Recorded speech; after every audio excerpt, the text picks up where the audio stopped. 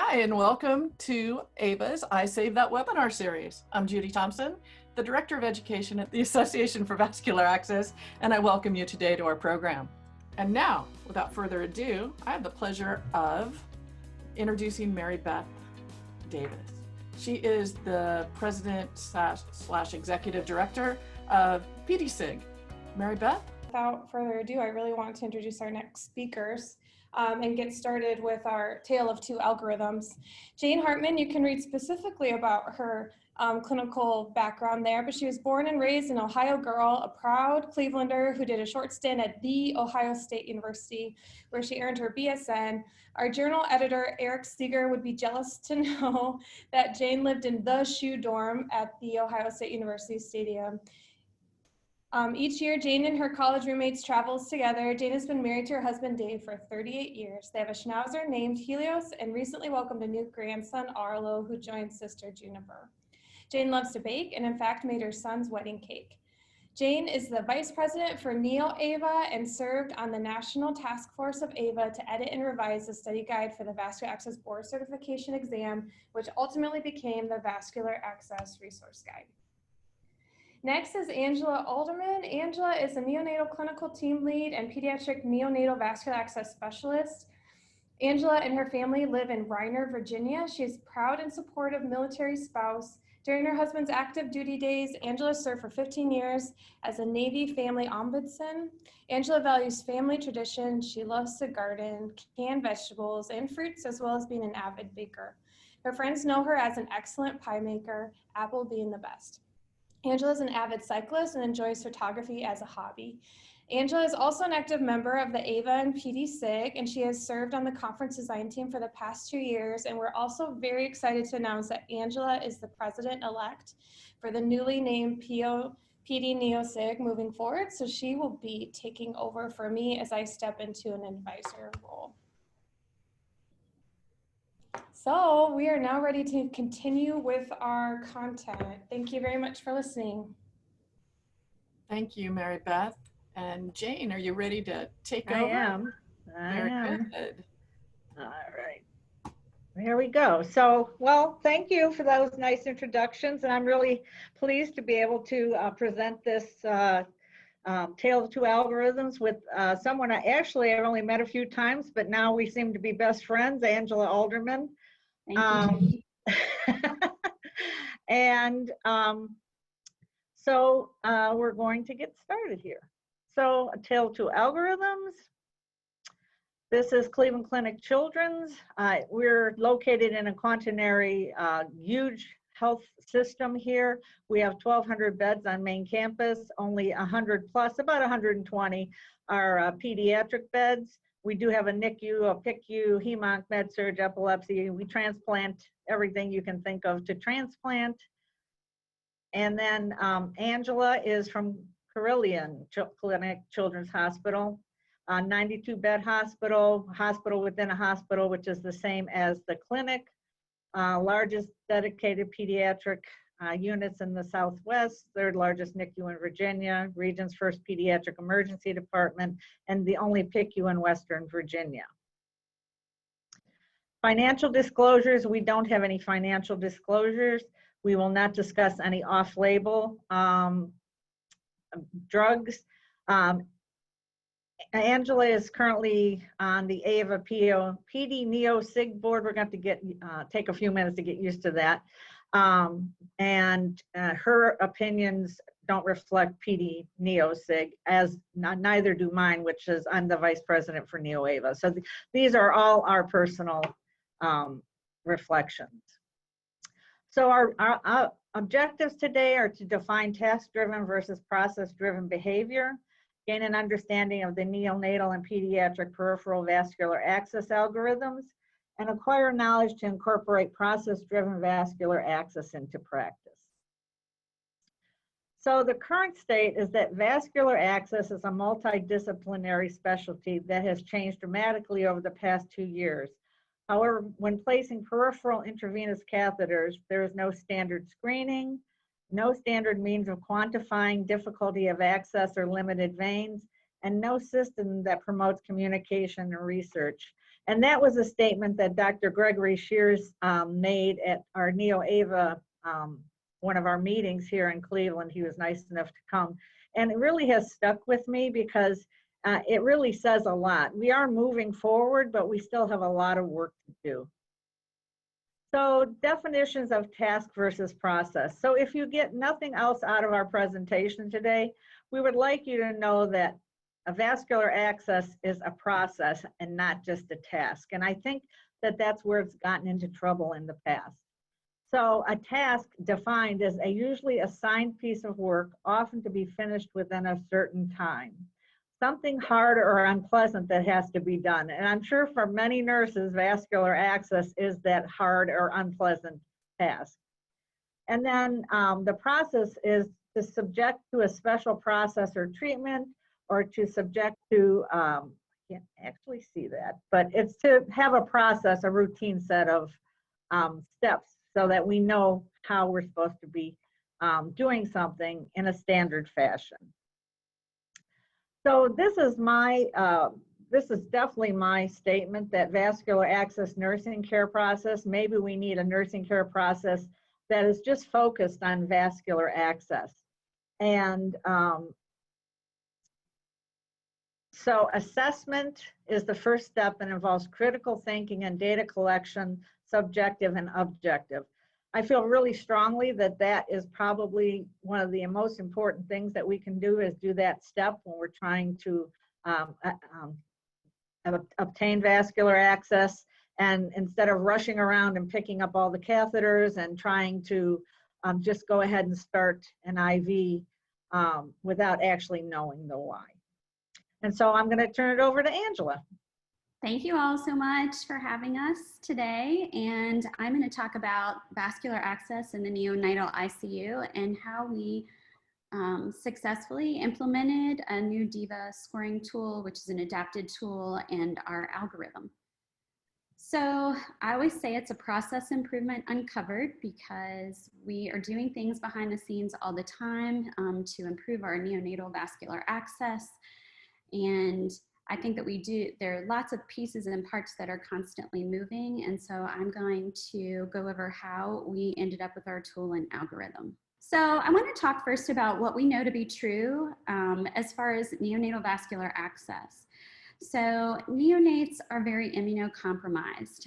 A lot of the babies that we see in the neonatal ICU come before the 32 to 34 week mark, where they get passive immunity from their moms. And so the majority of children come to our unit because, number one, they're sick, and number two, their moms were sick in some way and they had to be born early. And so these children don't have much of an immune system. They don't get the passive immunity, and certainly don't have the ability to get, they just don't have the ability to do that. Then we talk about their small and underdeveloped vasculature. These sweet little babies obviously don't have the amount of vessels that we do. They don't have collateral circulation. They have a huge need for long-term vascular access, and which makes it really difficult because their nutrition is so important. They don't have the connective tissue that we do as adults and or older children. They have about 23 painful procedures per day. And that's really meaningful as far as their long-term outcome. I mean, we think, oh, okay, it's 23. But if you had to experience 23 painful procedures a day and you were in our ICU for 86 days, that adds up. And it kind of rewires their brain. And so that could be another topic of discussion, is pain in the neonate. But just being aware that they're a patient population that has this problem. They have fragile skin. We don't think about the evaporative loss that they inquire when we go to start IVs. So lots of our babies are in incubators and it has humidity, but you can really dehydrate a 23-weeker just by popping the top of an incubator. And so vascular access becomes really tricky because you're working through portholes, or you're working an incubator whose sides you have to pull down. And so if you're thinking about vessel health, you know that the more hydrated your patient is, the bigger your vessel is. And if you're working with small vessels anyway, that really impacts our ability to gain access with them. In the same token, their fragile skin leads to skin tears and a lot of adhesive trauma. So the dressings that we use are super important, and to know that, you know, we're not going to tear up their skin. Their catheter to vein ratio obviously is very narrow due to the size of the patients.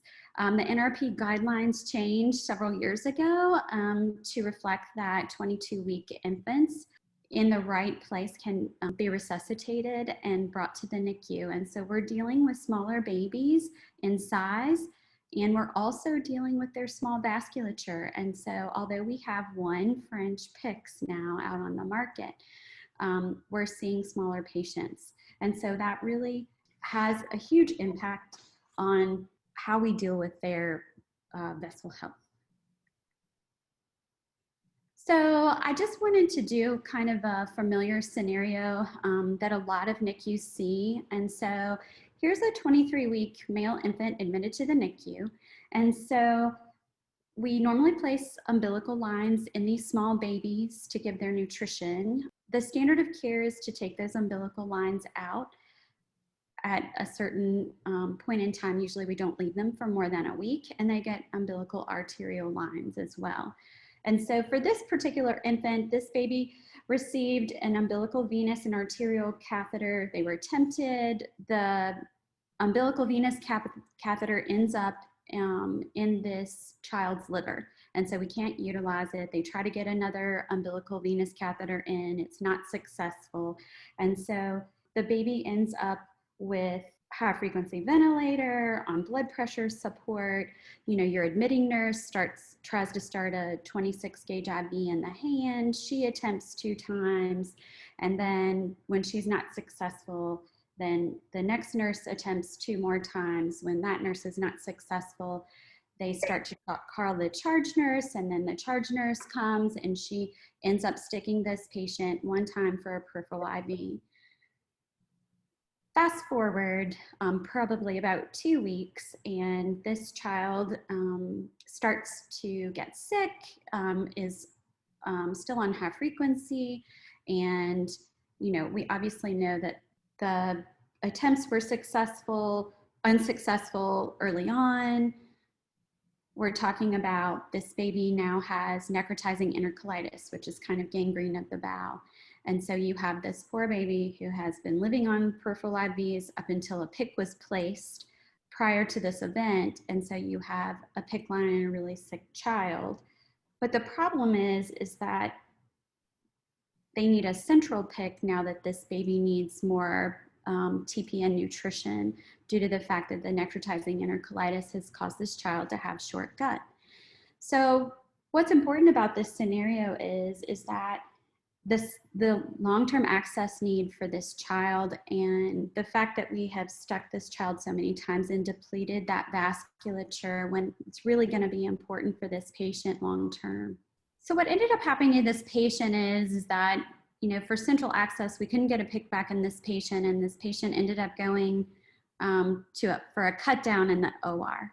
And so I think this really made a huge impact as far as vascular access in the neonate, because we never want to get to the point where we are cutting, you know, patients' skin open in that regard to do cut downs. I mean, it causes scarring, and patients' families are clearly not happy. Is it a process problem or a people problem is always what I ask myself. And the old process that everybody has been used to is that everybody gets 2 sticks, right? So nurse A gets 2 sticks, nurse B gets 2 sticks, and then so on and so forth. And so we look at our policies, and do they address the need for vascular access? So there are children that sometimes get lines that don't need them. And then most institutions limit the number of sticks, but do they address the number of people sticking? And so, yes, everybody gets 2 sticks, but do they address the number of people? Does it really incorporate the skill level of those people sticking? And so that's what the kind of questions that went over my mind when we started to work on this scoring tool and algorithm is the skill level of the individual sticking.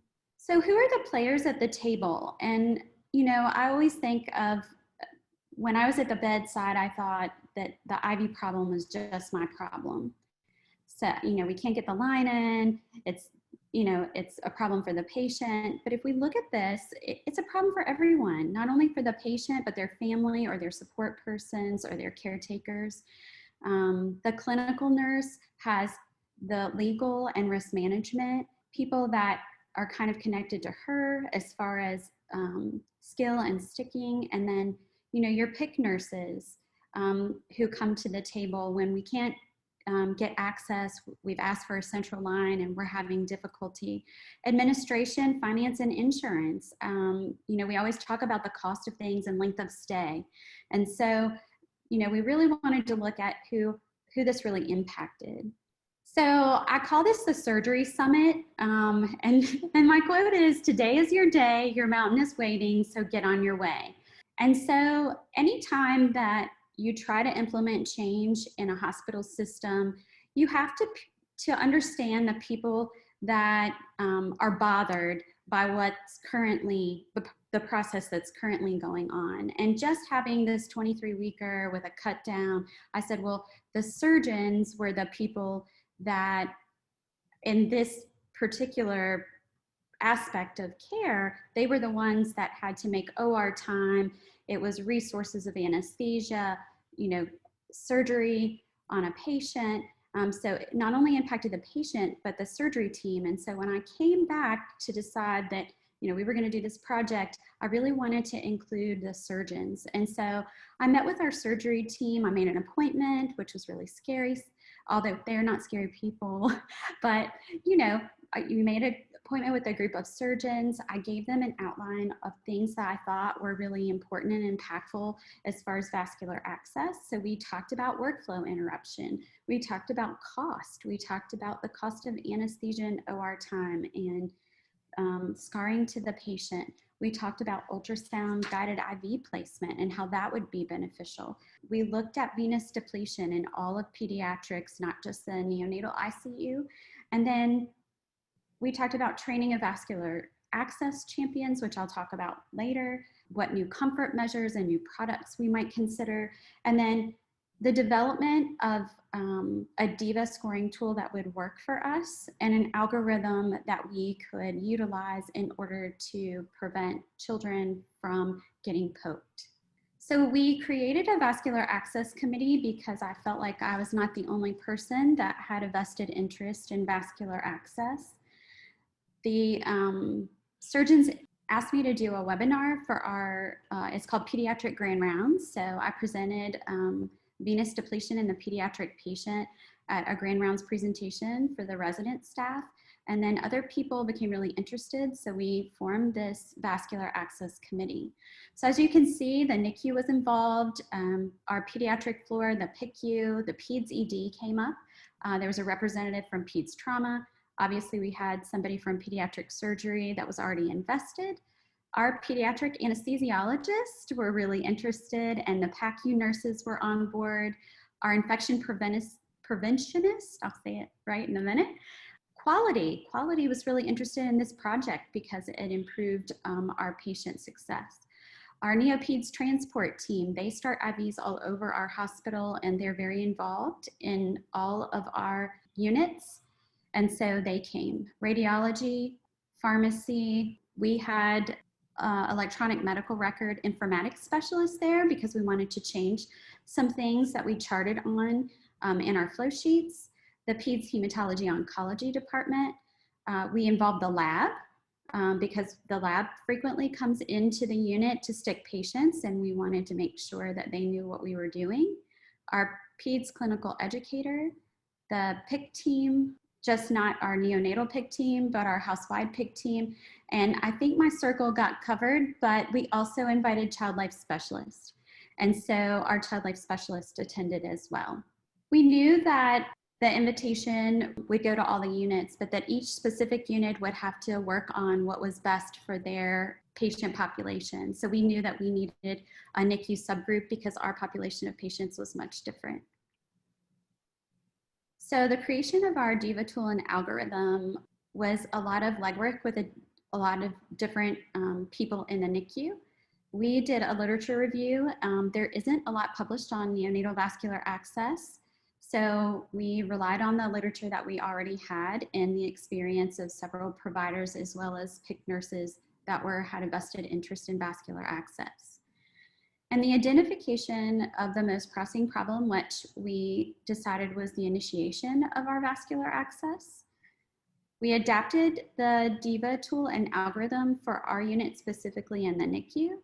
And then we provided staff education of the algorithm and the tool. Now, this didn't happen overnight. It was a big process. Our committee only met about once a month, so it's taken some time. We had to have different rules, and we wanted to make sure that our staff nurses were going to be comfortable with the decisions that were made. And so within our subgroup of people, we had our NICU PICC team. We also invited our NICU CNS because she was very valuable in finding resources for us. We had NICU leadership, which is a huge part of any team to kind of help push things forward and help be your cheerleader. Our NICU providers were very interested, and so they had representation. And then we had someone from quality come. And so we had a big, nice group of people. There were also bedside nurses that we wanted their input. And so they were able to give input and talk about our barriers and what they thought would be a better way to go about instituting the tool and the algorithm. So I just want to show this slide because it's really funny. We have they're called wet erase cards. And so they hang up at every bedside of the patient. And so we talk about care times and all those things, but our DIVA score is on there. And so a nurse sent me this picture as a funny, and she's like, look, Angela, she said, it didn't even get a score, it got a difficult. And so I had to laugh at that because sometimes we know our patients are difficult, that they're scored high. And so instead of writing the number, some people just put difficult because they know that it's over the mark and that when you come to the bedside, you're going to be able to see it. And so we worked on our DIVA school and algorithm. We adapted these dry erase cards so that staff would be very much well aware of where this patient's access was so that we could make informed decisions on who would stick this patient. And then, they talk about special teams in football. Well, we have a special team in the NICU called Vascular Access Champions. We have a team of nurses that are PICC nurses, about 10 of us, and the nurse practitioners also place our lines. And so they were included in this special team, but we also have bedside nurses that are really good at peripheral vascular access. And so we ask those particular nurses to come and join us in this group and be a resource for our unit so that we would have coverage for 24/7, which is needed. We ended up doing policy and procedure changes. We institute a lot of education, and we have a really fabulous group of people in our emergency department that do ultrasound guided IV placement because part of our tool was using ultrasound to kind of help our chunkier, less visibly veined children have vascular access with not a lot of pokes. And so we sent some of our nurses, our vascular access champions, to a class that one of the ED physicians, Jonathan Noguera, has created this wonderful class to insert ultrasound guided IVs. And so we want to talk about what made our patient population and our tools so unique. And so we took the DIVA scoring tool that was already published in the literature, but the incorporation of postnatal age seemed to be what we thought was more important as far as difficulty. And so our older babies, we felt, were the ones that became more difficult to access. So when you look at our tool, you'll be able to see that that was a line item that we added in. These children in the NICU stay here for weeks, and they do have PICC lines, but our lines are so small that you can't draw blood off of them. And you're not wanting to infuse blood products either due to the French size, although you can in an emergency, it's just not best practice. So we end up starting peripheral IVs in addition to having their regular PICC lines. And so when you have older babies in the NICU, then we have depleted their vasculature over time due to transfusions and incompatible medications. And we felt like that was pretty important as a tool to have so that we could kind of manage their vascular access a little bit better. These children also have changes in their inflammatory and cortisol levels, and malnutrition plays a huge role in vessel health. And so I always think about the short gut babies who have poor nutrition and are TPN dependent. And so starting an IV for an incompatible medication or giving them a transfusion will be a little bit difficult when they're 4 weeks old versus when they're fresh and they're like a couple of weeks old. So our NICU DIVA scoring tool has vein visibility and palpability. The history of prematurity, everybody laughs about that for the NICU. They're like, well, everybody's premature. Not always. We have babies that are term babies that end up in our unit for various and sundry of reasons. And so some of our children are not premature. The age category is different for our PEDS people than it is our NICU people. And so if you look at the NICU tool, if they're less than a week old, we gave them a 0. If they're less than 4 weeks old, they can be kind of difficult, but maybe not really. And then if they're post 4 weeks, that tends to be where we fall into trouble. And so that's why we gave them a higher score. So here's our NICU algorithm for our unit. It's a team discussion to determine the need for vascular access. I think that's super important. A lot of algorithms don't talk about the discussion part. And as a team, you really need to make sure that your patients have the capability of needing that particular PIV. So we basically wanted to make sure that we discussed the need for the device. There have been times where babies are close to being off IV fluids, and rather than to start an IV, we should be going to the providers and saying, does child really need this line, or can we increase the feeding volume? So that was really important to put at the top of that algorithm. And then you can see if they're known difficult vascular access, we've had trouble, that we would prefer an attempt by a vascular access champion in our unit. And the third attempt, we would try with ultrasound. If they're not known, we would score them with the tool, and then it gets if they're greater than 4 versus less than 4. We found that the tool and the algorithm have changed our practice, although every change implemented can sometimes be slow. Not all of our vascular access champions have gotten really good at ultrasound, so we're still working on that. But I did pull some numbers from our unit to talk about first attempt success rate, which is what we want to see. And so last month in July, we had a 67% first attempt success rate. Although we did not have any more than 2 attempts per peripheral IV for all of July, which is really great, but there are outliers, like really dehydrated patients or patients that have certain circumstances. So we've had patients since we started this process that yes, they will get more than 3 attempts, but it is very rare to have patients that are stuck multiple times for IVs. So I'm going to turn it over to Jane so she can talk about the pediatric side. Thank you, Angela. Thanks, Jane. Okay, so I'm just going to talk about the pediatric peripheral vascular access algorithm that was created. Of course, I did a literature search when I started looking for information about how to do this. And back in 2009, which was 11 years ago, this was a consensus group on difficult venous access in children taking control. Had really nice consensus experts on what we should do. And on the nursing end, they felt like there should be some nursing fellowships, some guidelines and algorithms, protocols for line insertion, and a standard for maximum number of insertion attempts. And we are still, after 11 years, still working on doing most of these things. So unlike Angela, when I came into my job as a pediatric clinical nurse specialist role 8 years ago, they already had me on a committee to try to fix this problem. So this was our press gaining negative comments tests and procedures. And as you all know, in a word cloud, the word that is the frequency is the highest gets the biggest word. And as you can see, IV was our biggest problem back in 2012. And I was a committee of 1 to fix this problem. So big task. So while I am very good at vascular access, I am not the only person that can fix such a huge problem. I did say, well, give me a call if you need some help starting an IV. Wrong answer.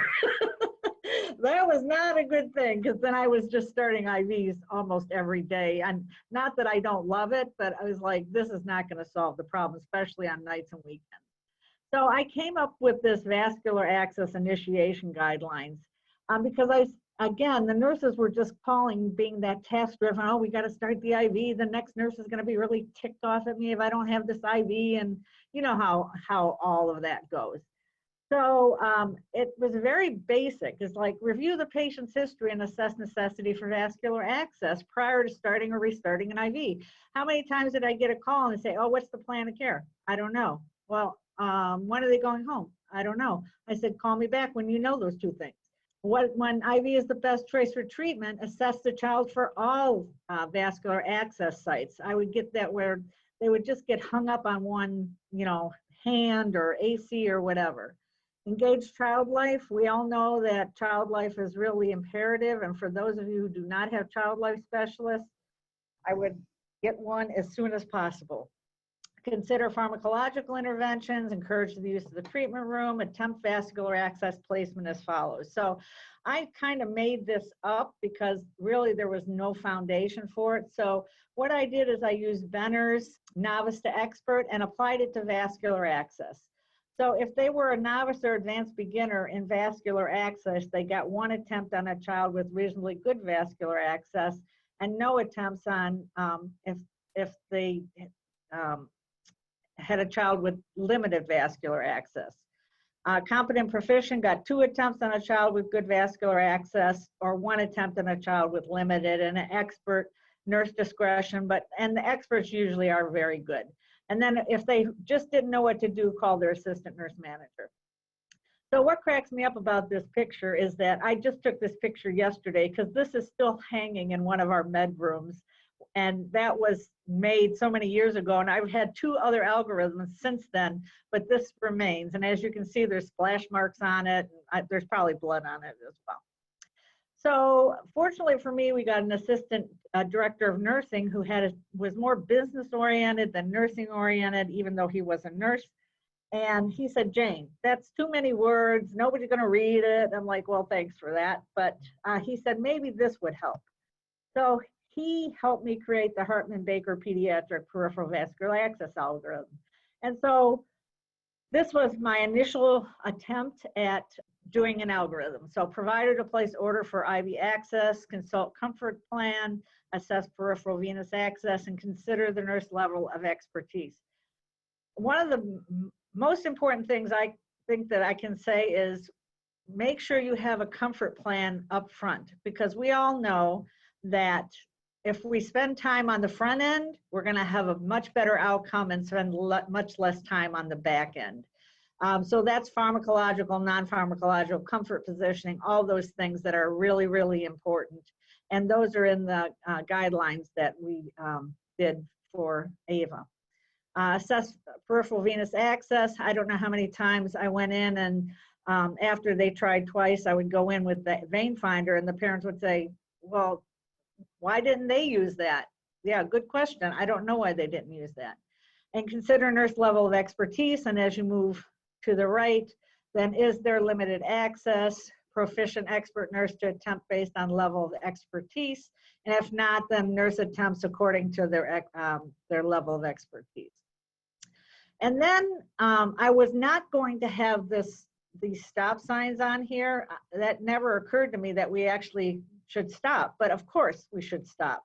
When I had some physician input, I said, well, we should stop after 2, ask the resident, really, is this really necessary? Because we know that that's what happens in real life.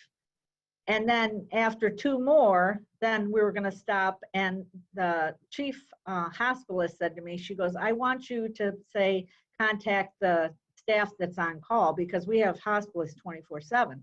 I said, you want us to call you? And she said, yes. She said, do you know why? I said, no. She said, I was on call one night. Nobody called me and a baby got poked 17 times. when I rolled out the algorithm, I said, your boss is saying they want us to call. That was really great buy-in from the physician end of things. What do you do when you create a tool and you don't know really if it's effective? You do research on it, you test the tool, and I really would implore people to start doing more research. It is not easy, but it's really absolutely necessary. So to test the tool, does the use of an algorithm that considers 4 factors: decrease vascular access attempts, improve first attempt rate, improve overall success rate, and successfully stop the line compared to pre-algorithm use. And I'm not going to go through all the statistics or anything, so don't worry. And then the 4 factors were the comfort plan, the revised assessment tool for grading IV access. Now this assessment tool I got from a paper that was written by Pat Cadadell, who in 1999, this paper was published in the Journal of Vascular Access Devices, which was the precursor to our current journal. She got it from another institution, and she said that yes, I could use it, and yes, I could revise it. So I revised it to meet our needs and did some scoring changes. Nurses self-assess vascular access expertise, and then stopping the line. So, and then the escalation part of the algorithm, this just cracks me up because I think that words are so important. So two pokes of resident review, then we escalate to an expert clinician, and then 2 more pokes, and then we escalate to the senior resident and the hospitalist.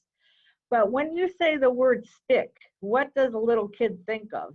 And I thought, yeah, that's probably what they think. They think we're going to ram a stick into their arm. So just as a reminder to really keep focused on what we say, our words are really important. With my first algorithm, I published this paper in the Journal of Pediatric Nursing, Pediatric Vascular Access Peripheral IV Algorithm Success Rate. Had some good news and some not so good news. So the good news was that with this paper, we decreased the number of staff attempting. So we went from 1 to 10 to 1 to 6. We also decreased number of overall attempts. What we did not do is increase first attempt success, which of course is the gold standard. And the other really weird thing is that we decreased overall success. So when I was talking with my mentor, I said, that's really bad. She said, actually, Jane, it's really good. What that proves is that they stopped the line. They did not attempt access at all costs. They didn't poke someone 17 times. They stopped and said, okay, let's think about what we're doing and maybe we could come up with another plan. So actually, that was pretty good. The other really great thing about this is that because of this research, we could say just by doing this research, just by using this algorithm, we cannot improve first attempt success. And therefore, we got a vascular access team. Well, the research, and then of course, my secret weapon was Katie Freight. So Katie Freight was a nurse on one of my units that when we created the vascular access team, she was the first nurse on the vascular access team. And I did take her to her first AVA meeting in Nashville many moons ago. And she got the bug and she was so enthusiastic. It was her enthusiasm plus this research saying we're not going to be able to do this without having established experts that got us a vascular access team. So we continued the research, and after we added the vascular access team, well, guess what? We decreased the number of staff attempting further from 1 to 6 to 1 to 4. We also decreased the number of overall attempts further. We finally increased our first attempt success to be statistically significant. So we got into almost 80% of first attempt success, which was phenomenal. And then we also reversed the pattern of having decreased in overall success to now we had increased in overall success, which makes perfect sense. So this is the new algorithm that we devised. And as you can see, we changed the first slot to peripheral IV necessary for treatment instead of placing an order. Is it, we have to evaluate necessity of the line. Do your initiate comfort plan. Now the PID scoring, which is assess patient for IV difficulty using the pediatric IV difficulty score. When we were collecting data on the algorithm, we did have the scoring tool in there, and although the nurses didn't know what the numbers meant, they knew, of course, that higher was more difficult. But we didn't know how to discriminate between easy, kind of hard, and very hard. So through this research, we were able to use that scoring and identify that these scores identify kids that have difficult access. So if they had a score of 7 to 10, they're pretty easy. If they have a score 11 to 13, they're moderate. And if they have a score equal or greater to 14, they are a difficult stick. And that's based on 6 factors, and I'll show you that at the end. So as you can see, as you move through the algorithm, if you're a novice, you get 1 attempt on a score of 7 to 10 and no attempts after that. If you're proficient, you get 1 to 2 attempts on a score of 7 to 10, 1 attempt on a score of 11 to 13, and no attempts on someone that's difficult. And if you score 14 or higher, an expert is the only one that gets 2 attempts. And they can get 2 attempts and move through. Usually our experts are very highly critical. They know when to stop, where to go, and that kind of thing. Again, though, we do have the stops where if they have 2 sticks, we reassess. And if they still have to move forward, then we even move to someone who's even more clinically expert. And then we should be stopping at 4. Now, does it happen every time? I wish I could say yes, but it is 90% better than it used to be. So this is the pediatric IV difficulty score. This is actually in our EPIC flow sheet.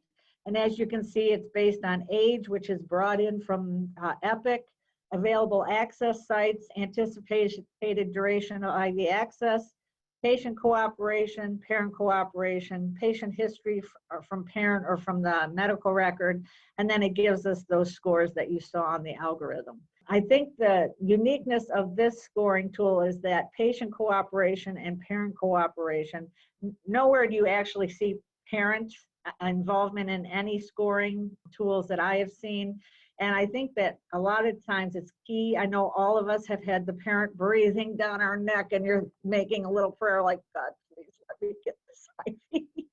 I mean, you know, just sweat coming off the brow. So this has been what I like to, and also with the scoring tool, it's number of caregivers that have attempted and number of attempts so that we can get some metrics easily, which I wish we were doing that better, but you know, it's a start. So this is my latest article that is electronically available through the Journal of Vascular Access. It just is e-published ahead of print. So the pediatric IV difficulty score, criterion and construct validity and reliability of the pediatric IV difficulty score. It is a valid and reliable tool that you can use. And that's it for me. So I'm happy to answer any questions. This, of course, is our Let's Work Together to Save 1 Million Pokes. As you see, number 1, research, research, research. We need more research, special skills and knowledge, tools, and partnership, as Mary Beth had indicated at the beginning. So thank you for your attention, and we're both happy to answer any questions. What is the catheter vessel ratio that you use in the NICU? So currently there are not a lot of NICUs that do catheter to vein ratio just because our vessels are super small. We try to still do the 1/3, although lots of NICUs still don't use ultrasound to insert their PICs or peripheral IVs for that matter. And so there isn't, we would like to go with the standard, but there are not a lot of people using ultrasound. Is that changing? Are we working towards that being the standard of care? So yes, I think that the NICU community wants to use ultrasound, and in our unit specifically, we're learning how. And so it's a process.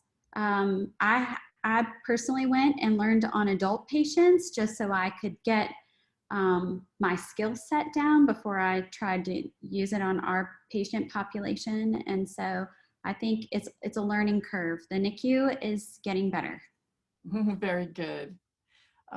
Question is, why attempt a PIV when ultrasound guided PIV insertion attempts have higher success rates? that for me? Because not all of our nurses are skilled in ultrasound. Yes, I mean, our vascular access team now almost exclusively does ultrasound guided peripheral access whenever they start an IV. So we just don't have 24/7 coverage, although we are just having a discussion about that with our administration. So I'm hoping to get at least a couple more FTEs that will be able to cover the house 24/7, because I do think it's really not a good standard to have it during the day and then not at night. Agreed. How do you track the number of sticks per staff member for each patient and first stick success? So in our unit, our sticks are entered into our electronic medical record. There is, like, when you add your line, you put how many attempts and the person who attempted, whether that's one person, two people, three people, they all are listed there. And then I think the caveat to this is that we put in for an optimization for attempts that were not successful line placement, but it hasn't gone into our electronic medical record yet. So although we had a 67% first attempt success rate, unfortunately, I think that's a little skewed due to the fact that we weren't able, if there were any patients that were not successful line placement, we weren't able to enter that data. And for us, so the vascular access team keeps statistics on everyone they start an IV on, of course. It's when they're not available again that we don't put names. I'm surprised that you put names in yours. I could hardly get them to put the number of staff attempting and the number of attempts into a flow sheet. It was like, well, what if somebody comes and they see this kid got poked 10 times? Well, that's a problem. Don't you want to figure out why that's happening and we can fix it? No, we can't just hide it and put it under the carpet. So yes, that is still an issue for us, but we're moving forward. But it is difficult. Do you have the DIVA card at the bedside of all patients, including the NICU? We do. We have in the NICU, you saw my little dry erase card, or it's like wet erase so that it doesn't wipe off easily. But staff, it has the tool on the back, and then on the front, you write the score. Very good. And we have an algorithm on every unit that starts IVs. And then they're supposed to be scoring in Epic and then going to the algorithm to follow and some nurses do it by the book and some nurses do not. I think that's true across the world. Right, yes. So we have NICU NPs that place 20 to 30% of NICU picks. And our hospital has vascular access RNs that do the other 70 to 80%. The NPs don't document success rate or first stick success, nor do they have a required number per year. Any comments? Well, it goes on a little further. The VAT does over 800 per year, and hoping to have our vascular access team do all of them. Any suggestions on how to encourage the transition to better practice and, I guess, accurate reporting? I mean, I think that like, we do things in teams and meetings. And so we work really well as a team in our unit. And if we were to see a problem, we have committees on lots of different things. You could maybe bring it to a committee or talk to nursing leadership.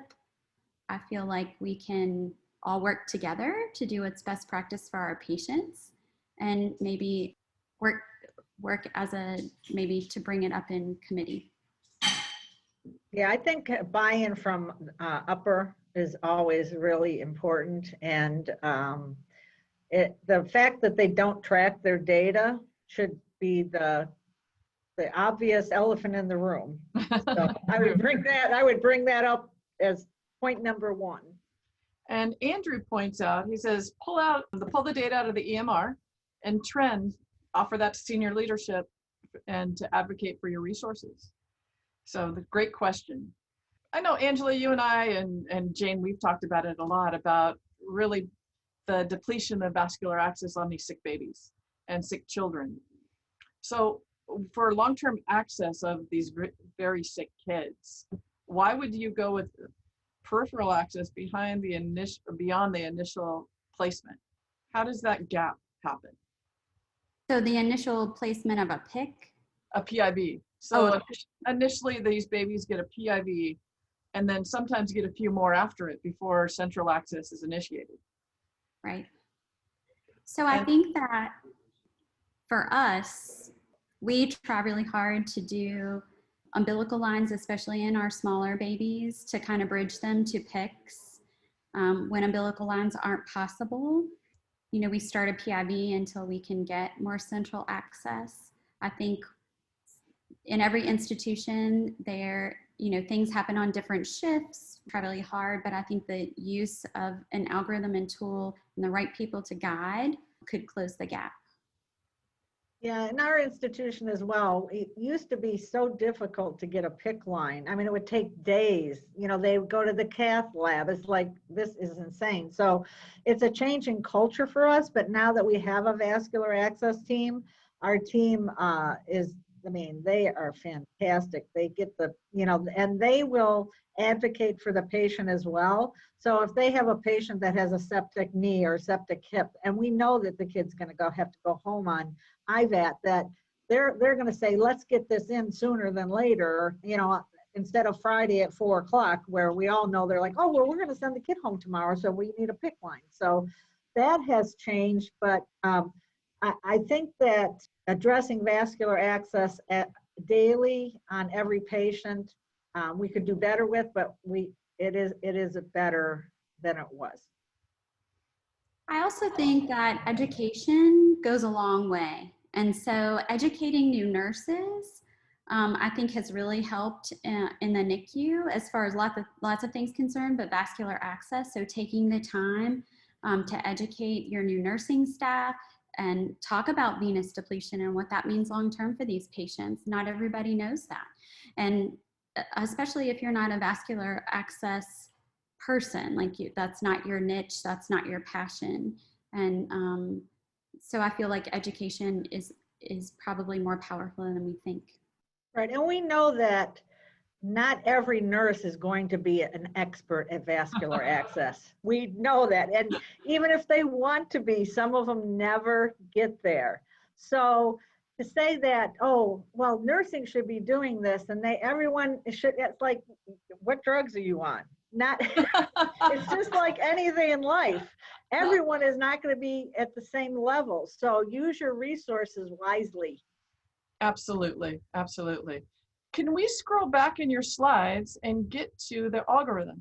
Because people would like to see it and they can stare at it while we talk some more. Yeah. Is ultrasound starting to be the standard in most NICUs? If not, is the lack of availability of both machine plus education and practice for the staff the issue? I think that we are moving toward ultrasound in the NICU. It takes a lot of work to develop ultrasound skills in really small patients. And so it's not overnight that it happens. And when you take, like we had 15 nurses trying to learn ultrasound all at the same time. Even when I learned how to do it, I mean, I started 4 or 5 years ago and am still trying to better my practice. So I think it's getting better. Do I think it's going to change overnight? No. Should we be working toward it? Absolutely. Who determines if the clinician, this is to you, Jane, Okay. is novice, proficient, or expert? Yeah, we need more research on that. So if so we need to find out what clinician factors identify. So in Peter Carr's paper out of Australia, he tried to identify you know, who were expert clinicians. And in his paper, what they found is that clinicians that started IVs 301 to 1,000 times, they were the more expert. Also in his paper, he defined it as people that had more experience. However, I have found that some older nurses, if you want to say that for lack of, being vintage nurses. Some of them are terrible at starting IVs, but they're really good nurses.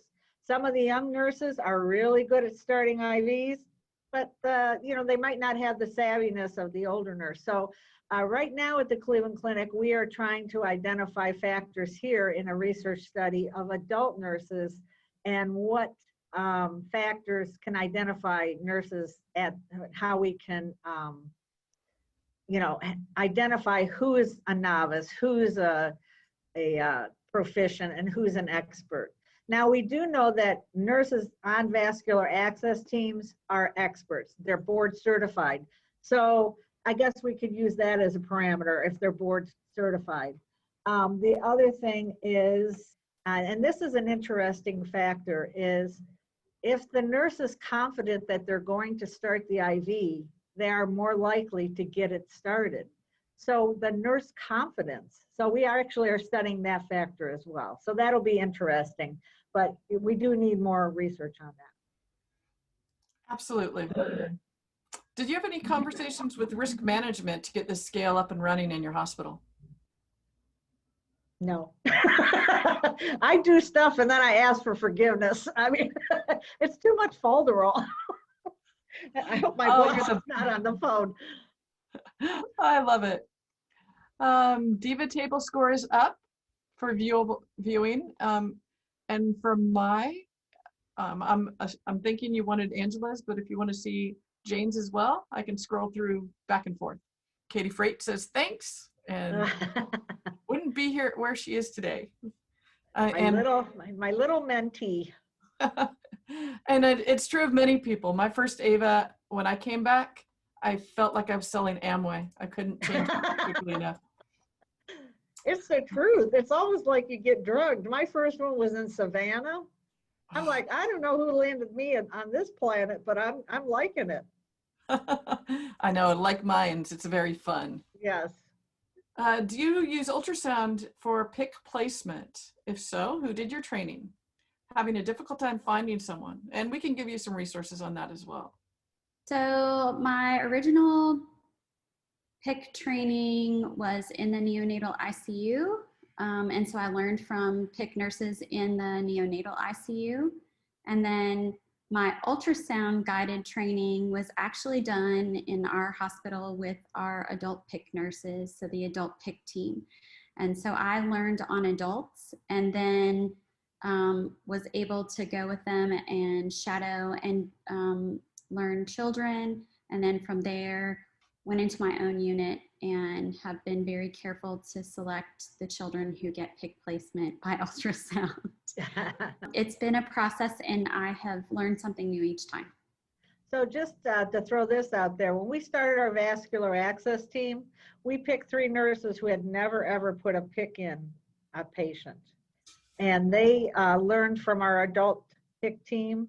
But our vascular access team is just that. They just do not just put PICC lines in. But our adult team, that's pretty much all they do. But in the children's hospital, our vascular access team owns vascular access. They know every kid with a central line, dressing changes, CLAPSI rates. They're very involved in education. We do something called a pediatric Varden class where we teach all of our nurses the correct way to take care of central lines and draw labs and that kind of thing.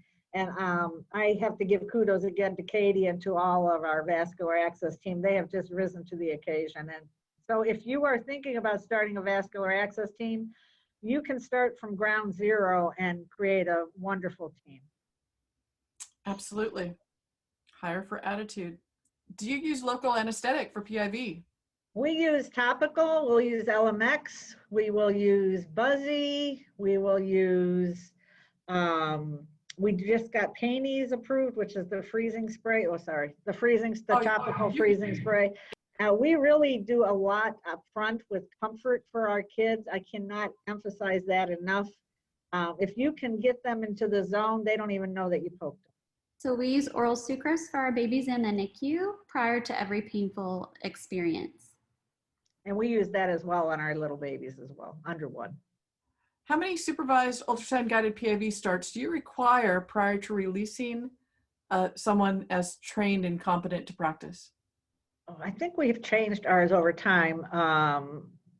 At least 10 supervised, and then 10 where they do it and they get observed. Like, so we have a guideline. I don't know exactly what it is, but they definitely have parameters of, and then they have to, every year they have to stay competent by doing at least 10 under observation. Perfect. Andrew chimed in and said that for his group, it's 20-ish. Uh-huh. Like the ish. Yeah. I think ours is 15. So, yeah. Okay. Again, there's nothing out there that says what makes, what is the magic number to make someone competent. Again, we need the research so we know what to tell people. I agree. So there's plenty of topics. Anybody that's in school and wants to get another degree. Angela, are you on Epic? Yes, we are. Okay, that was an easy, quick one.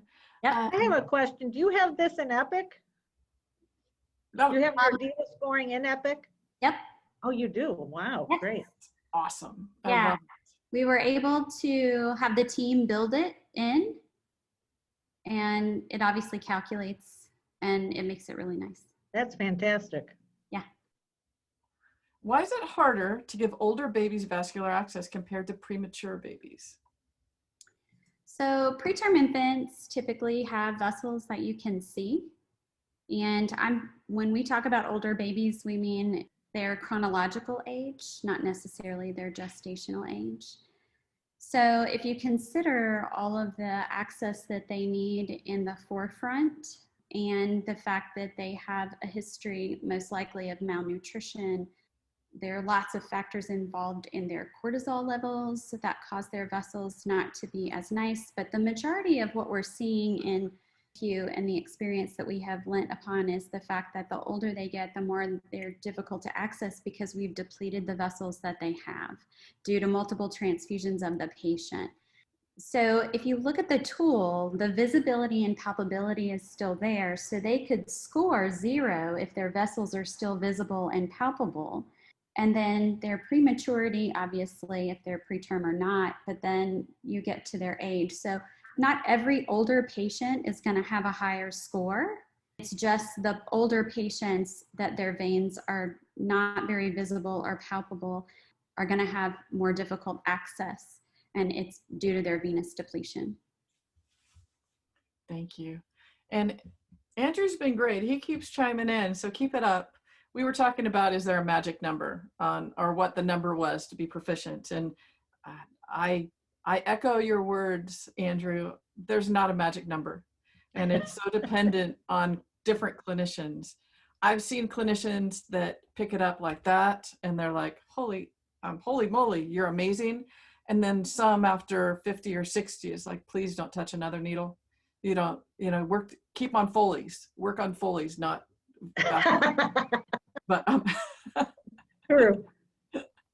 Well, we all know that if you don't use it, you're not going to get good at it. So if you're going to use it all the time, you have access to it, and you have to learn the ultrasound part of it before everyone thinks, oh, we're going to get an ultrasound machine and it's going to solve our problem. Not if you can't look, not if you don't know what you're looking at. It's not. It's a learning curve for sure. It's a huge. So you have to be diligent about it. You can't just say, oh, one day next week we're going to be ultrasound proficient. So, not everyone should be doing that. Should there be maybe specific champions? Yeah, I'm all about that. But that's an ultrasound machine is not going to be the be all and end all. Yeah, and make sure you're cleaning that probe between patients. Yes. Okay. And Lindsay says that we found that by limiting ultrasound guided PIVs to the vascular access team, the staff nurses are losing confidence. And now we're saying they're difficult lines that aren't truly difficult. And So they need to score. they should Yeah, score those we have a patients. score for that. Yeah, that's how you know whether you have a difficult patient or not. there's a tool for that. There's a tool for that, I yes. think somebody just published. I don't know. I think, yeah, it's validated as well. Yes, it is. What are your feelings, good, bad, or indifferent, about vein finders? Or Yeah, so I feel that vein finders are okay if you want to assess the vasculature, because that's what they're designed for, is to assess cap refill, the path of the vessel, but it doesn't tell you depth. And I think that that is what we all need to be aware of. So my view on vein finders is vessel selection, not using them for sticking. I totally agree with that. When they first came out, I thought this thing is cool as heck, because what it does is just adds to your toolbox. So, you know, I think any kind of additional tool that we can use that might assist us to get first stick, I'm all about it. true, but ultrasound has a higher learning curve for sure. Yes, And definitely. it has a lot more diagnostics with it. You can see the health of the vessel much better. Right, I totally agree with that. So for the non-ultrasound person, I think a vein viewer, fine. I like AccuVein myself. I think that that's a good tool to, if you don't do ultrasound. You know, I never want to drive blind. I never, Right. I'd rather have some sort of vision than no vision. So Absolutely, yes. And actually, our vascular access team, when they go in and assess, even with ultrasound, they'll say there's nothing. There's nothing there. And the doctor's like, you got to be kidding me. No, I'm not kidding. And believe me, no one is going to get access, you know. So that is, our vascular access team has really stepped up and said, we're not poking because there's nothing to poke. hallelujah. Yeah. Hallelujah. Yeah, I mean, pretty good for 8 years. What age do you start using the PIDS tool instead of the neonatal tool? Oh, that's a good question. Isn't it? The pediatric IV difficulty score was, we used it on all ages, 0 to, now we weren't in the NICU though, so they don't use it in the NICU, but 0 to 18 was our age range. Has there ever been a discussion about sub-Q infusions if PIV is unattainable for those DIVA pediatric patients? Few and far between in our institute. I've never What seen about it. you? No? Although I hear it's having a comeback. I have a tool that the RN uses in self-assessment of their skill level. Oh, man, that's good. Yeah, somebody create that. I wish there was. I'm getting close to retire here, so I'm running out of time to create tools, but that's what we need. We need to be able to say, you know, I agree. that's the only part of my algorithm that is subjective, let's just say. Okay. What does your PIV competency training look like for onboarding a new RN? And I'm assuming by the way it's written that it means a floor nurse, not a specialist. Right. So that's just our vascular access team will take the new nurses in when they're starting IVs and give them tips and tricks. But it's just like we did when we will not let them. So the whole idea with the algorithm, and this was not brought up, and I'll bring it up now, is that why would you set someone up for failure? And actually in my research, what we found is that if the percentage, the chance of first attempt success with a novice nurse on a difficult patient was first attempt was 18%. So why would you set your nurse up for that? Where did you get that data? Jane, that's in my research. It's in my research. Oh. We only had 80 nurses, and most of them said that they were proficient. So I needed more nurses on either side. But in the data that we did, that we found that if you they would only have an 18% chance of first attempt success. I wish that I had 300 nurses in the study, but that's what I'm going to talk about at the research. You got to have a lot of people. Right. So there's been a few questions about loving the EPIC input. EPIC being you guys have been EPIC, but also the EMR EPIC. Our friend Shelley says, so if one hospital has created a template, such as this DIVA scoring tool, and the PEDS attempted info in EPIC, then your facility, should be able to do something very similar. Yes, so Epic has a library if people are not aware. I learned about the library when we were putting our tool in. So you can actually look in the Epic library to see if something already exists that you can pull into your flow sheets to see what was already there. So I have a question for you. So is your DIVA tool in the library now? I don't know if it's I don't know the answer to that. I think that our DIVA tool is in our flow sheet, but we looked to see if there was one in the Epic library. Yeah, because that's the other thing is that our tool is in our flow sheet as well, but there is, like you said, there's a library that Epic can own that I think they call it Epic Orchard or something like that. But so again, it's the innovation, it's, you know, creating the tool and having it being able to be disseminated. So I'm working on that. One of our attendees is asking about specific training of peds versus adults. And I'm just going to pop in here real quick and then I'll read the whole question to you.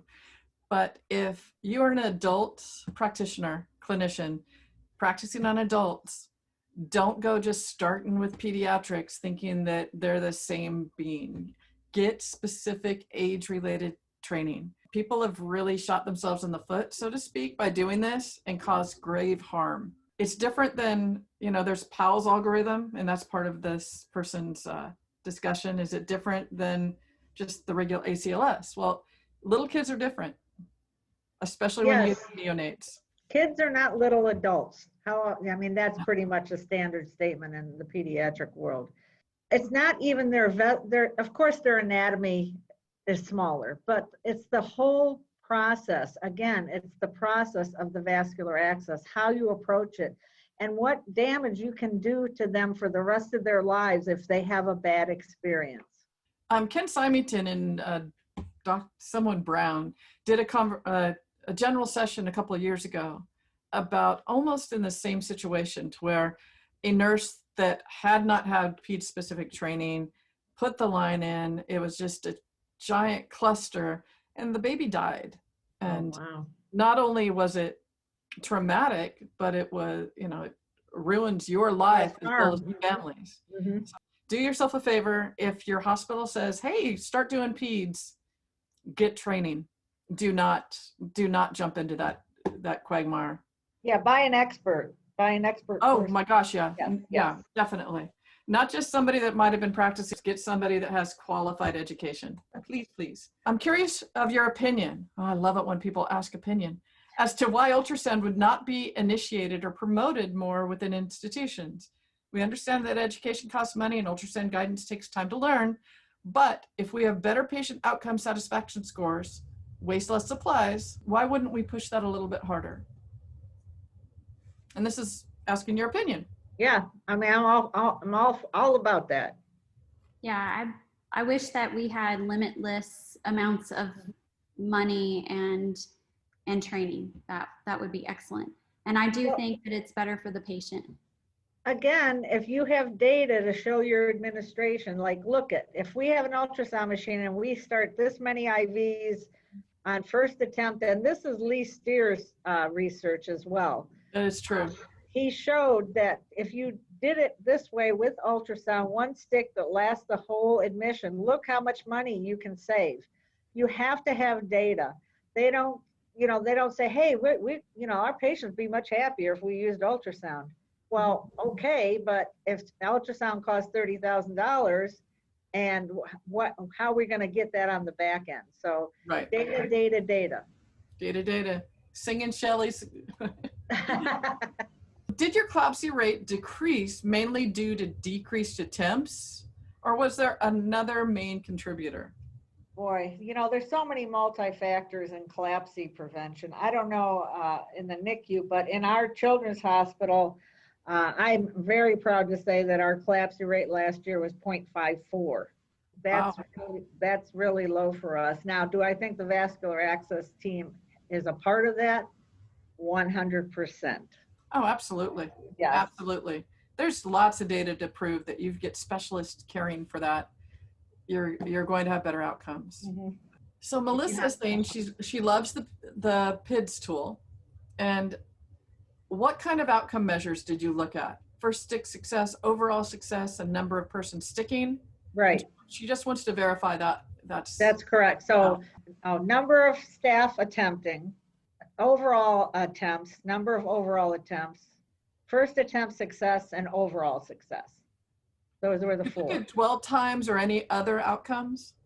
We have not, but now the vascular access team is doing dwell times on their long peripherals, and they're having phenomenal results with those. When you have vascular access champions you spoke about, were they people that volunteered for it, or did you go out and pick them? So they were selected based upon their skill level. Very good. We thought a lot about it as a team, and we didn't want to hurt anyone's feelings, but we decided that, if we were going to have resources on the unit, that we needed to pick those individuals that were good at vascular access. Well, yeah, you have to have a valid team, right? You can't, Yes. because then it would be anybody, right? So, I mean, the expectation is if I call you, there's a really high probability that you're going to do what I need you to do. Correct. In addition to this algorithm, do your hospitals use a vascular access selection algorithm as well? Ah, good question. They're here to stump you. We do not. We currently don't in the NICU, but we would like to have a neonatal specific selection algorithm. Very good. Is anyone aware of recent successful lawsuits, adults, looks like it's adult, regarding number of attempts for IV placement and inadequate charting of unsuccessful attempts? Case was about violation of standard of care around being able to place access and failed correct documentation. This is what I keep telling them. we gotta know what we're doing, what the problem is, and we have to fix it. And we can't just pretend like it's not happening. So I haven't heard of, I've heard, we've had speakers where they've talked about lawsuits specific to that. And so, yes, that's really, really important. Absolutely. Accurate charting is huge. And, if you poke the patient more than once, or ego gets involved as well on a lot of people. So if you have 15 holes and then you've charted one, something doesn't add up. Or if you're on the witness stand and then they say, how many times did you poke this patient? I can't remember. Well, why didn't you document it? Right, Yeah. right. Definitely. I don't want to be in that seat. Never. What percentage of your staff consider themselves competent or expert on average? Do you know? In the study, there was, I think I had 80 nurses. There was 11 on the novice side, and I'd say probably about the same. So I'd say there was about 60 that said they were proficient. And then, it's so skewed. Some people thought they were expert that weren't expert, and some people that said they were proficient, I would have called them expert. So that's why we need the parameters to say, have you started 300 IVs? If you started 300 IVs, that would give you a number that says, yeah, we're going to add all these up. How many, if we kept track of how many times a nurse, when they started their IV, if they got it on first attempt, that would be something that we could measure. It's really hard if we have nothing to measure. Right. True. And I think one of the comments you made was about board certification, and I am a huge proponent of board certification. Yes. But it does not tell me that you're proficient. It tells me you're knowledgeable, right, but it doesn't tell me you're skillful. So yes, that's a very good point. So what certification says is that you're knowledgeable, you're an expert up here, and also when you are published, that's how you also say that you're an expert. But that again doesn't measure my skill level. Out of curiosity, how often do your facilities request a pediatric line versus a neo line?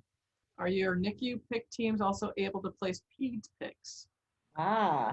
So our neonatal PIC team can place PICs up to a year of age. That's where our credentialing is. And sometimes our NPs in the NICU are the ones that place the PICs, and they do not use ultrasound guidance, and we're really trying to have some effect on that because one of our original members of our vascular access team is a NICU nurse. And so it's hard to infiltrate, but, but sometimes they ask us, sometimes the NPs will come out to the unit, but our vascular access team will place them on. They've done 8-month-old babies, so they're learning still. That our team's only been in existence for, I want to say, 5 years, and the first 6 months was really learning. So we're still moving on decreasing the age. What about long IVs or midlines at your facilities? So we don't use midlines very often in the pediatric hospital. Again, what I had mentioned is that our vascular access team has been putting in long peripherals, and they are really performing beautifully. So they're following them from insertion until completion of treatment. And they're hopefully going to be publishing a paper on their data. We're working on that. Really great results. I want to say like 90% of the time they last through the whole course of treatment. And we're only using the long peripherals, nothing fancy, nothing special. They cost $2 or whatever it is, and we place them under ultrasound, of course. So we currently don't use midlines or long peripheral IVs in our unit. So that answers a little bit of one of the next questions, but their question being, what do you think about placing a long peripheral, like a 4, 6, or 8 centimeter in the upper arm and calling it a midline? I want to jump in here real quick. A midline is a marketing term. Mm-hmm. It's a peripheral IV. It's a peripheral IV that doesn't pass the axillary. And right. You're asking for trouble. As long as you're following your lines, I think if you have your eyes on your lines every day, midlines can be fine. But if it's not a full functioning team that you don't follow lines every day and find out what's being infused, we often run into trouble with some of these lines. That's good. It's if the infusate's right. Uh-huh. And we're following lines. Training the nurses and residents to use ultrasound. So in our facility, we have ultrasound guided IV class. So it's a class. There's a ED physician that is really fabulous with ultrasound guided placement of IVs, and he teaches this class. He's really phenomenal. And a lot of the ED staff are trained, and so they help with the class. So that's who does it in our facility. Here at the clinic, they have physicians that train physicians.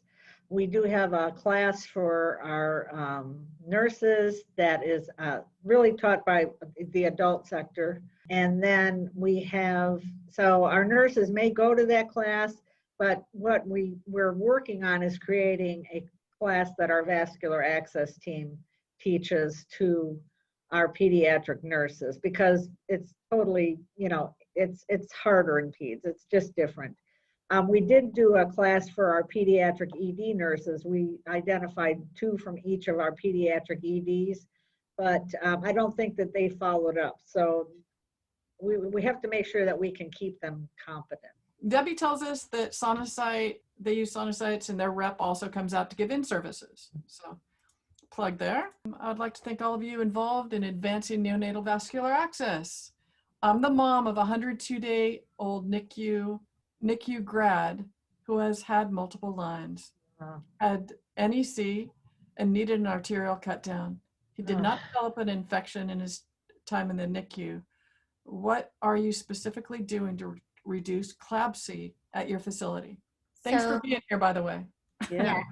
So we have a bundle that we use for CLABSI. Our bundle is really concentrated on not just insertion, but cure and maintenance. And so every nurse that comes on the unit is trained specifically in that CLABSI bundle. We round on our patients every day as a team. And so We're looking at the necessity of the line every day, every shift. We also have what we call secret shoppers in our unit. So they're people that are on our committees, different committees, and what they do is they do observations on real time.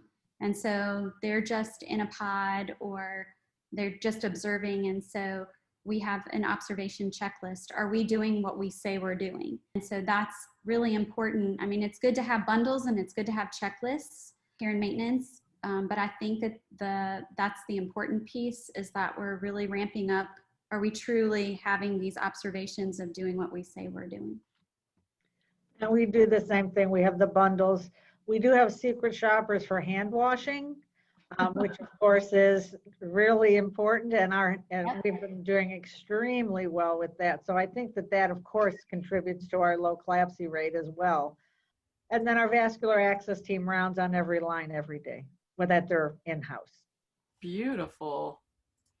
Okay, girls, we're almost there. We have 5 questions left. Ultrasound guided IVs. It's a huge process and it's not easy.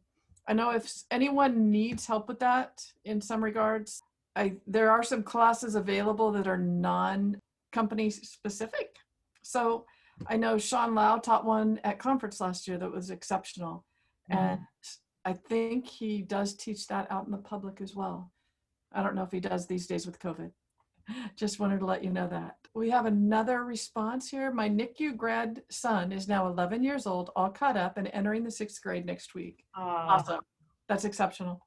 That's awesome. That's a happy feel. I just want to say that both of my children were NICU babies. I had 2 premature babies. They weren't that little, but I do understand the NICU experience. Mine was a 10-pound thug. My first baby was 3 pounds, 12 ounces. I'm like, I had 3 of him. I had 3 of him at one go.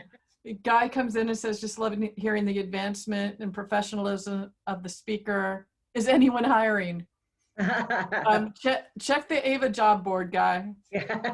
Love that you're here. And last question. Who do you classify as expert inserters? Do you have a criteria that you would call your someone an expert? Well, specifically at our hospital, it's our vascular access team. We go to anesthesia a lot just because they start an IV. They start so many IVs. However, I don't want to say that they're all not expert, but they're all not expert. So, but that is our go-to when our vascular access team is not available. Again, we need parameters to try to identify who is expert. In our hospital, we identify experts that are the vascular access team and peds anesthesia. We do identify some advanced practice nurses and some nurses that we know are good IV starters. That's where we go to. It's kind of nice when they have board certification and skill set. Yes, exactly. That's a win-win. Now, yeah. I think I misread a little bit of this question, so I am going to ask you guys, and this will be it. So last one, ladies and gentlemen. So talking about ultrasound guided PIV training and gone through the training, and then they follow back up in 2 weeks. And the trainee has not even had 1 stick using ultrasound. So if you guys run into that, has it impacted your decision on how you train? Can you do the question again? I got a signal on my computer. Shiny 10% battery powder, so I have to go in a second. What was talking about training ultrasound guided PIVs, and they go back and they recheck in about 2 weeks, and how are you doing? Oh yeah, they haven't started. Yeah, not 1 stick. Well, then they're, that's the thing. Again, you can't get an ultrasound machine and get an expert. It doesn't happen. So that frustrates me. And I'm not sure if the Andrew that's been asking questions is the Andrew that I know, but he would be able to tell you that because he lives it every day on his unit. He's an excellent clinician. Beautiful. And another person to reach out to would be Sean Lau. He talks about this in his class as well. So ladies, thank you so much. I can't thank you enough. It was a wonderful presentation. I appreciate each of you that have stuck with us. Be safe out there. We thank you so much, and see you at the next webinar, and see you at AVA at your fingertips. That's all it for us. Bye, guys. Thank you. Bye. Thank you.